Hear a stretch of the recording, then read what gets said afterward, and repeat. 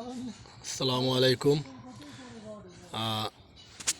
দেখতে পাচ্ছেন একটি বিলেতি ধনিয়া গাছের টব। তো এখানে একটি বিষয় আছে, দেখেন এই যে এটা এটাকে বলে অ্যাকোয়াপনিক বা হাইড্রোপনিক পদ্ধতি। তো এই পদ্ধতিতে আপনি এখানে পানি রাখবেন।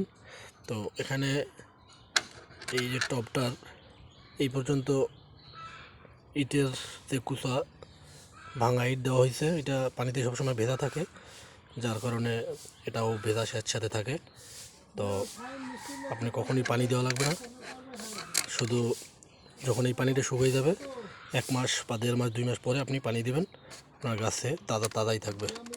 তো এটা আপনি বড় আকারেও করতে পারেন, বা এটা ছোটো আকারে করছি, ছোটো তেলের কন্টেন। তো ভিডিওটি এই পর্যন্তই। কেমন লাগলো অবশ্যই কমেন্টে জানাবেন। আসসালামু আলাইকুম।